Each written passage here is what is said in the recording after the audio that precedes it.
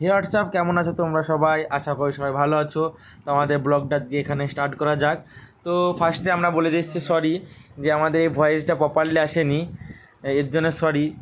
তো আমাদের আজকে একটা ফটোশ্যুট আছে, ওখানে যাওয়া যাক। অনেকটাই লেট হয়ে গেছে, এবার যাওয়া যাক। তো নিজের সেফটির জন্য সবাইকে বলছি হেলমেটটা পরবে, হেলমেটটা পরা দরকার সবাইকে নিজের সেফটির জন্য। অবশ্যই হেলমেট পরে কোথাও বেরোবে। তো ফাইনালি লোকেশনে চলে এসেছি, অনেকটা লেট হয়ে গেছে, চলো এবার ভিতরে যাওয়া যাক। হ্যাঁ, অনেকটা লেট হয়ে গেছে আমাদের বেরোতে বেরোতে। তো A few moments.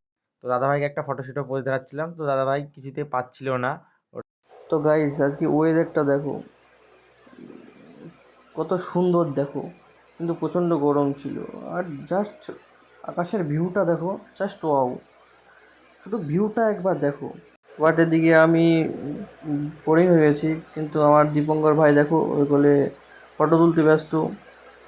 তো কাজ টাজ কমপ্লিট করে বাইরে চলে আসলাম।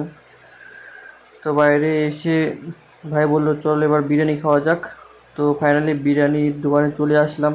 তো ভাই কিছু বলছিল, তো সাউন্ড সিস্টেমের জন্য সাউন্ডটা ক্লিয়ার আসেনি, তাই রিমুভ করে দিচ্ছি। তো এখন ভয়েসটা দিচ্ছি।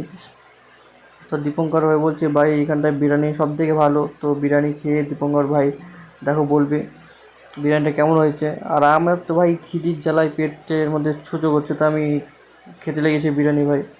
তো দীপঙ্কর ভাই বলছে খাওয়াটা হয়ে গেল, চল এবার একটু চাটা খেয়ে বাড়ি যাওয়া যাক। তো ফাইনালি চায়ের দোকানে চলে আসলাম। তো এখানটার চাটাও ভালো করে। তো ভাই এই গরমের মধ্যে চা খাওয়া বিশাল কঠিন ব্যাপারে। তো কী করব, তো সন্ধ্যাবেলা তো এক কাপ চা খেতে হয় না। তো চাটা খেতে খেতে ব্লগটা করছি।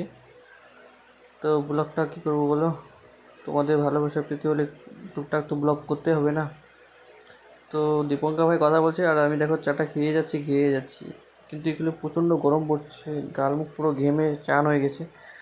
তো ভিডিওটা কেমন লাগলো বলো, আর ভিডিওটা যদি ভালো লাগে ভাইয়ের চ্যানেলটা লাইক কমেন্ট শেয়ার করে দিও আর সাবস্ক্রাইব করে দিও।